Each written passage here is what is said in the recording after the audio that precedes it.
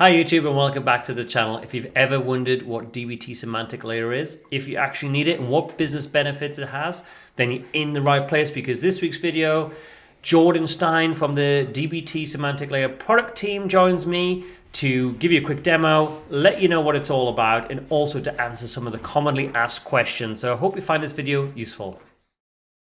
Yeah, so I am a product manager at DBT focused on metric flow, which is the source available project that powers the semantic layer. So it's a component of the semantic layer. That's where we put all of the query generation. It's where you as a user will like define, your metric definitions. It has like the spec for the metric definitions and what we expect. So yeah, I'm the product manager for that piece of the semantic layer. Perfect. Well, you're the absolute right person to have on this quick call. I guess I'd just like to start at the very top, right? What is it? What is semantic layer? And what does it do?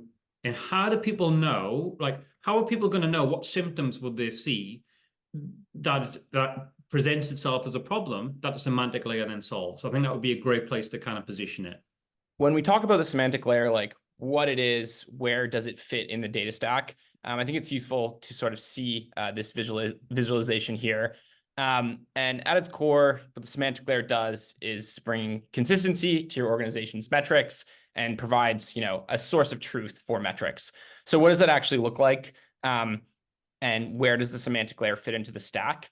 If you look at this diagram on the left, you have your raw data. You're still landing that data in your cloud data platform. You're still running transformations on that data with DBT to clean it up and produce these data sets that are ready for analytics. They might look slightly different if you have the semantic layer, which we can sort of cover later, but it's still sort of the same process of you're doing transformations in DBT. And then on top of that, there is this layer, the DBT semantic layer, which basically exposes a set of APIs that you can then hit in any of these downstream consumption interfaces to query these semantic objects that you've defined in your DBT project. So if you're in like a BI tool or a notebook, you can request a metric, we'll compile that request down to SQL, execute it against your warehouse, and return that metric result into any of these interfaces. And it'll be consistent since it's all hitting, the same APIs and querying the same underlying metric definitions. So yeah, that's sort of what the semantic layer is at a very high level. And, some of the use cases that we solve for and, some of the pain points you may be running into if you don't have this is, inconsistent metric definitions that are defined like within the BI tool. So if you have like a lot of calculated fields in Tableau, or, you might have like a more SQL first BI tool, and you end up having like massive SQL queries where the logic is defined within those BI tools. It's not portable. You can't take it to different places. That leads to a lot of pain. Like, why are these two numbers different? It's more work for your analysts to be maintaining those like assets that are just scattered around in all these different places versus the DBT viewpoint is like, bring that all into DBT, make sure that's source controlled, make sure you're like following those software engineering best practices. So yeah, that's like some of the pain points you're going to feel when that metric logic is defined in different places, and a lot of that is solved by bringing it into DBT, having that central source of truth, and being able to query those definitions from whatever consumption interface that you want. Got it. Okay, so essentially, a metric is like a business description to a definition to a particular data item or calculated field. Is that right? Is that fair enough? Yes, I More, think that's a more good than way that. to think about it. We have like names for these concepts. So within your DBT project, we've introduced two new objects, which are semantic objects. So you have semantic models, and then you have metrics. And semantic models, they map, directly to your DBT models. And in those, you define the entities in your model, the dimensions in your model, and the measures in your model. So measures, columns you can aggregate, dimensions, columns you can slice by, entities, which are like, the IDs and keys within your table. And then you use those components to build out metric definitions. So you could say like, my metric is defined as, the sum of this measure and filtered by this dimension. And then that is what we then expose. And then when you query that, it just compiles down into SQL and executes against your data platform. Got it. Okay, so a lot of flexibility, and we'll take a look at what this looks like in a second for real, Jordan. Yeah. 4 questions on my mind, though. Somebody's an existing DBT customer today. They don't use the semantic model. They've got derived kind of logic built in, Power BI or Tableau. It's not necessarily all in the database, done in the right way as part of the ELT transformation processes. Yeah. Are they still a viable customer then to kind of adopt the semantic layer, and then do they need to unpick their logic out of the BI tools and push it back into DBT for DBT to understand the complexities of that and apply the semantic layer metrics to that? Yeah, that's a great question. I think they are absolutely a very good candidate to use the semantic layer. And we actually see customers coming to us specifically because they're like, I have all of this logic defined in Tableau and it's completely unmanageable. Like, I don't know what you can do it in Tableau as well, right? If you come along with a different tool. Exactly. And that's another reason is like, that's, vendor lock-in, all my logic is defined there. Like, let's pull it out. Let's put that in a source available spec. And then I can port that into any of these consumption interfaces that I need. You will have to, pull that logic out, recreate it in the semantic layer for that to work. But, the benefit you get is that's no longer living in that tool. That's sort of your business logic and you own it. Sure. So getting messages that we get a lot of value from it. It doesn't come without a bit of hard work up front to kind of migrate, that logic back into DBT, into the semantic layer, so then they can kind of take advantage of it at scale, right? Yes, exactly. And, the way we typically, I don't want to say like super hard work, like you can start small and then get value pretty quickly, but, there is work required that you need to do. So I am going to start off the demo in DBT Cloud. So this is Explorer, which is, where you can see all of the metadata about the objects in your DBT project. So I'm in a DBT project that has those semantic models and metrics defined. And you can see the DAG now has, these, extra pieces at the end of your models, which are the semantic models, and then the metrics defined in that semantic model. So here I have the model order items. On top of that, I have a semantic model called order items, which defines those entities, dimensions, and measures that I talked about. And then from there, I've built some metrics, revenue, food revenue, cumulative revenue, these types of, all the different ways I want to look at revenue for my business. And you can see sort of metadata about what's contained in these semantic models. And you can see in the metrics as well, so description, some of the details like the formula, the grain, things like that. So this is like just an overview of the semantic objects that I've defined in my project. And then I'll show you how to actually set those up and then how to query them and what's sort of happening under the hood when you are querying them. Perfect. And that makes logical sense, right? It's like an extension to the right-hand side of the usual DAG and the lineage diagrams you see in DBT. So it kind of logically makes sense when you see it like this. And hopefully for anybody else that's familiar with DBT, this will make sense. And I think moving on to see how you kind of, everyone's question is going to be, okay, how do we make it look like that, Jordan? How do we get point is the key. Exactly. And hopefully, this makes it a bit more practical. You might have heard like semantic layer, what is this? And, hopefully you can kind of see like, okay, this is how I can actually get started. Going to show you now the actual YAML files that are underlying this and how to set that up in DBT. So this is VS Code. And here I have that order items model that we were looking at. And then the order items semantic model, which is basically a YAML file and has those semantic objects that I mentioned. So these are the entities in my table. For example, order item, the expression is the actual column name in the physical table. And then you can, rename that if you want to. The dimension, so ordered at, is food item, is drink item. I'll be able to slice and dice by these dimensions in my metrics later on. And then we have the measures. So these define, the columns I want to aggregate, and these are going to be the building blocks for my metrics. So here's that revenue measure, and I have a few others defined here. And then the next thing you define are the metrics, which are based on the components of the semantic model. So here we have a simple type metric. This is just revenue. We can add some helpful metadata here, like a description, like a label, and then configure, this metric. And there's a lot of configuration you can do in here. You can get super custom. For example, I've chosen to fill any null values with 0. There's, other things you can do. And I highly recommend you look at the docs for all the configuration options. But this is basically just saying that measure revenue that I defined up here, which is just a sum of this product price column, that is going to be the base measure for this revenue metric. And I could add filters. There's more complex metrics like cumulative metrics and derived metrics, but this is just like a very simple case. And that's pretty much all I would need to do to set up like a complete working, like I want to be able to query this metric from the semantic layer. So I will show you next actually querying that in one of our downstream integrations.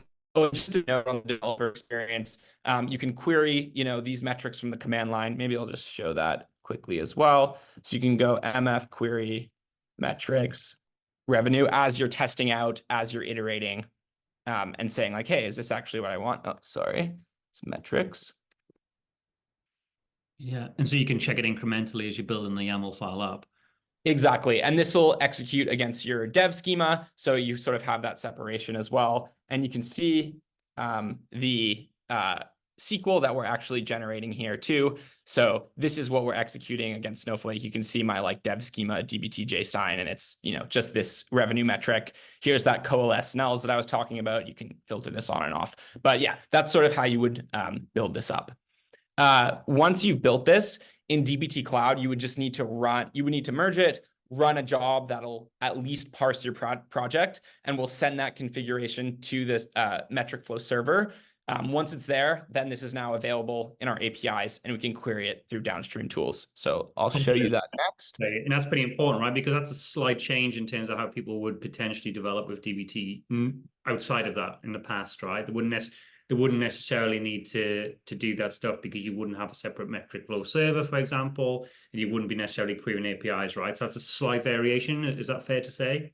Yeah, I think it's a slight variation. Well, if you were just developing in dbt, you would still do all of the local development that I was doing there, or in the IDE, in the Cloud IDE, wherever you want to develop. You would be testing against your dev schema. You would put up that PR. And then to actually push that into prod, you would need to do like a dbt run or a dbt build. Okay. And then so that table would get built. Only at deployment time you would need to do that. Got it. Okay. Yeah. So in this case, you would still need to do that like production job run, but all you need to do is just a parse of the project. Yeah, makes sense.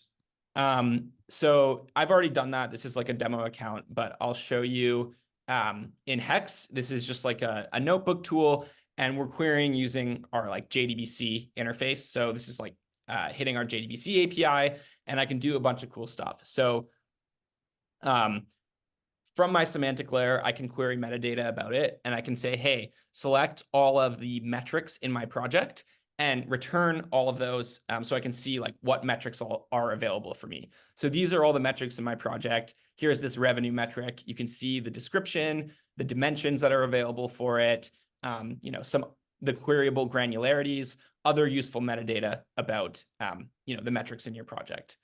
And then you can go ahead and actually construct a semantic layer query. So this is going to be similar to that CLI interface that I was showing you. It's hitting the same endpoints, but this is actually going to query the metric values. So we're saying from semantic layer.query, query the metric orders. It's another metric that we have in the project. Group by the dimension metric time. And the order ID is food revenue. And then we're going to add a filter to that as well. So we can go ahead and run this. What's happening is we're compiling SQL, executing against your warehouse, returning the results. Here, I have an example down here. But this is essentially, that same view that I showed, where we can see the actual SQL that we're generating and sort of trace it back to, what's actually happening, which I think is really useful. One of our sort of, core tenets is like, we don't want to be a black box, and we want to write, the SQL that you would write as a data engineer, and like it's performant, it's readable, and all that kind of thing. Absolutely. And it should be familiar to anybody that's using DBT today, right? It's this is what people know and love about the product in the first place, right? The transparency and the control they have over it. So Yeah. look, this is great, Jordan, to see. And I appreciate we've just scratched the surface in terms of what this can do, right? There's lots of things that we haven't delved into yet. And I would encourage you, if you're out there watching this video and you do want to see more detail, we can definitely do a follow-up, right, Jordan, at some stage to maybe go into a bit more specifics. Yeah, for sure. But what we've got as well, which I think might be helpful just to round out and summarize the video, is a few questions from your sales team with your colleagues at DBT. And these are the kind of questions that people out there are asking, you and your colleagues every day and want to know more about it. So it'd be great if we could just do a rapid fire round of these 7 questions, Jordan, and just Yep. your advice and view on it. I think that'd be really helpful for people. Yeah, So let's do it. question 1 is, how is DBT different from an OLAP cube? Yeah, that is a great question. And we do see like a lot of people who are on these more like legacy semantic layers actually wanting to like move over to DBT and bring all of that logic in. For like a more traditional OLAP cube, it's usually like pre-aggregated to a level of like metrics and dimensions, right? So you have like that dimensionality is, already pre-computed and it makes like queries very fast. I think with the semantic layer, the main difference is it's much more dynamic, where you can like create those like slices of a cube on the fly. We're just about to release our caching feature this month. So, you can create those slices of the cube. The first time we might be running the query against your source data. The next, it's going to be from a cache result, and that'll be really snappy as well. So it's essentially just like a way for you to actually create those like slices, but completely dynamically. Your users have sort of full control, and then we're able to tune the performance with the optimized SQL that we generate with things like caching. But yeah, just a much more like modern experience and provides a lot more flexibility when you take this approach. Second question is, who is the semantic layer intended for? So who set it up and who uses it? So is it for the business users, for the data engineers? Another great question, I think, as well.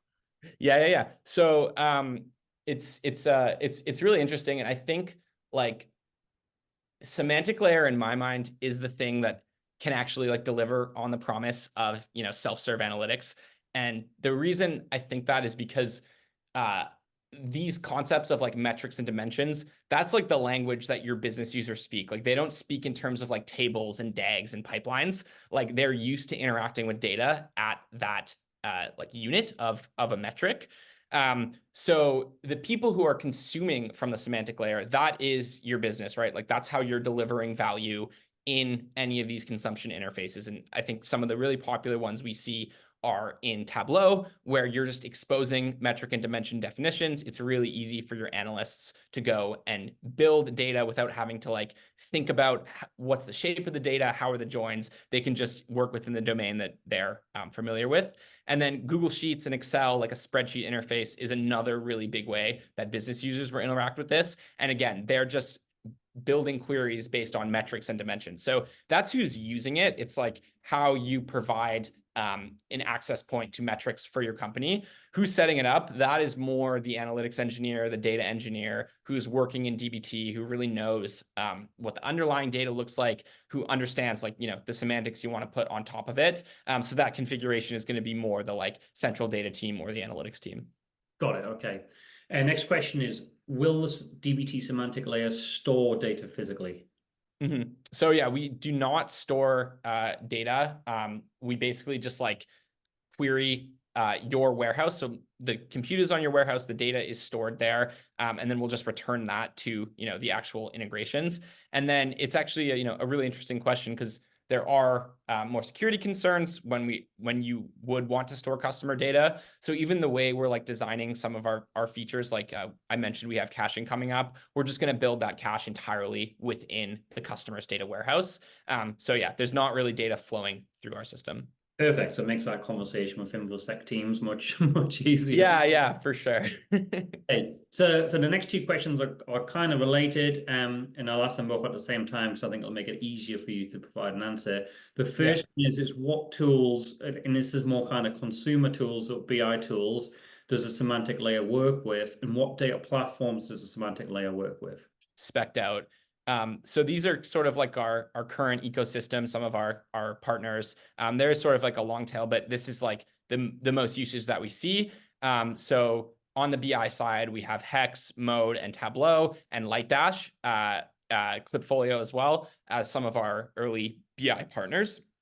And then Google Sheets, obviously, spreadsheets are like a huge way people interact with data. We are working on Excel integration, but right now it's Sheets is the main spreadsheet interface. And then we also are working with a company, Push AI, which is more about like alerting on top of metrics. So yeah, these are sort of like our suite of integrations. I would also say like we have seen people who want to build like external facing apps using our APIs. So, we expose our GraphQL API, our JDBC API. If you want to build on top of it and build something custom, you totally can. And then these are our supported data platforms. So Snowflake, Databricks, BigQuery, Redshift. We actually have we actually do support Trino within Metricflow right now. We just haven't moved that over to dbt Cloud just yet. Just a quick maybe like preview of what's to come, but these are our currently supported data platforms. Got it. And there's probably one big vendor that's not included on there at the moment, and that's Microsoft. And from like those people who are currently using Power BI, and obviously Excel is so prevalent as well, and could obviously benefit from something like this. Is that in the pipeline? Is that on the roadmap, Jordan? Yes, definitely. So Power BI, I think, is one of the big BI tools that we're planning to integrate with, probably something that's going to happen next year. There is a sort of workaround to that using a feature we just released called exports, which basically like materializes these metric queries as tables in your warehouse. And then you can use those tables as like an integration path for Power BI. So that might work for some use cases. Got it. Thank you. Okay, 2 more questions to go. How does somebody find out what metrics currently exist within dbt once you've built a semantic layer? Yeah, for sure. So I think some of the things I showed in the demo will help a lot with that. One is the Explorer interface. I think that's like a really easy way to just go see, and you can search and you can literally just look like all the metrics in my project. The other one is, that metadata endpoint that I was showing that we expose as part of our like semantic APIs. So you can request, what metrics are in my project, what's the queryable granularities for those metrics. That's more for the developer, but could be useful if you're either building out metrics in your project or building an application on top of it. Who's got access to the metrics, and how do you manage access controls around that? Yeah, that's a great question and something we get asked a ton. Currently, how it works is you authenticate with a service token. And we recommend you give, the least scoped permissions to that token.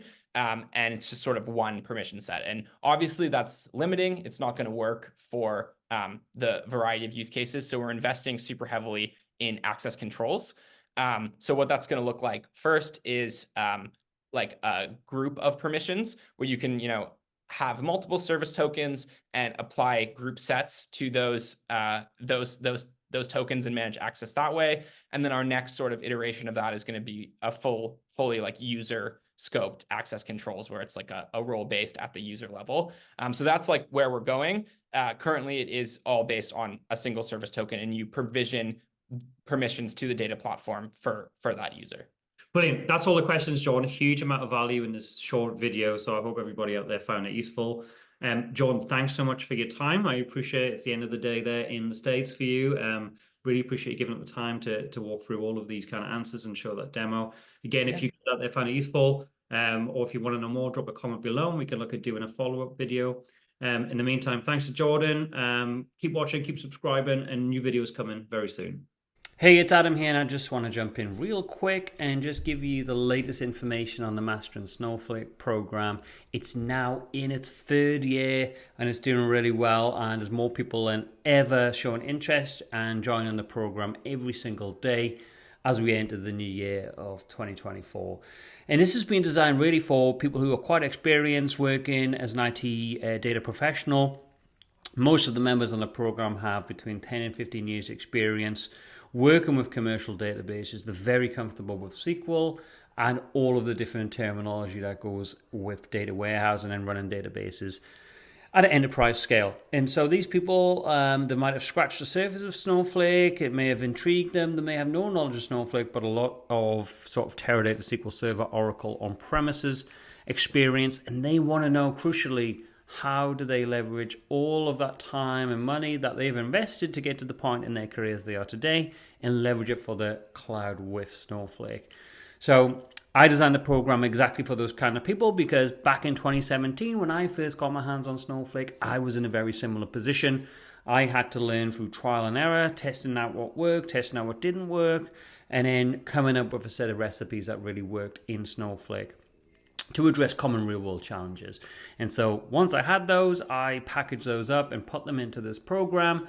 And this program's certainly not about theory. Of course, I introduced what the technology and capabilities of Snowflake does, but crucially, I tell you how you can package up Snowflake's out-of-the-box capabilities to address real-world challenges. I run through with live demos. I provide you with my code, assets, and templates to download and use within your own environments, or use as a starting point to customize further. You'll get access to my Everest guide to help solidify some of the knowledge that you're gonna be recipient of during the program as well. So, three different kind of areas to the program itself. One is the on-demand training portal, available 24/7 with all those downloadable assets on. It's all video content produced by myself, so you know who's delivering that. You know what the learning style is going to be like from watching these kind of YouTube videos. It's going to be direct, it's going to be to the point, and it's going to be enabling you get the maximum value for yourself, your career, and your organizations that you're working for or working with. You'll also, as a member of the program, get access to the private members only LinkedIn group. All our members globally who join the program get access to this. It allows you to ask any questions around the course, around Snowflake. That could range from interview, question and answer guidance through to other tooling, such as Matillion, DBT, Elation, Power BI, you name it. You can ask the question there, and I will help you to the best degree I can. But of course, I don't know everything. The other members then can also join in that conversation and share their own unique set of experiences, because everybody's on this journey together. Further to that, there's a weekly 60-minute group consultancy call, again hosted by myself. You can come in and it's a different vehicle for you to ask questions and get guidance and support. Different vehicle than the LinkedIn group. It provides live real-time feedback.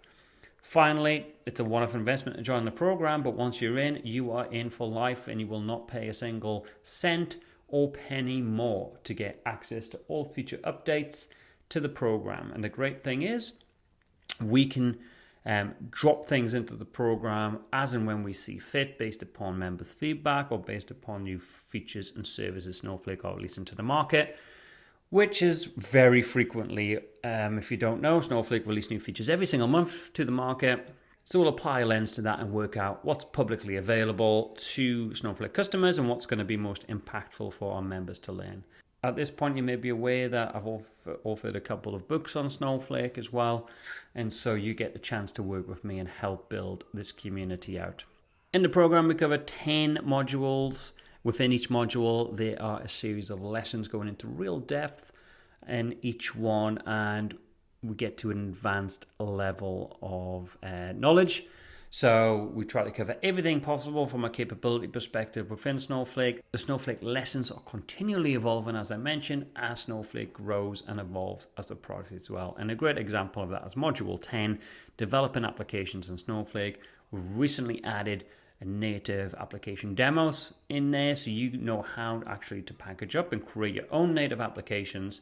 We've also got Streamlit lessons in there, where we hook into the OpenAI API and actually query large language models in Snowflake. We also hook into the Snowpark API and work with Snowflake as part of those lessons.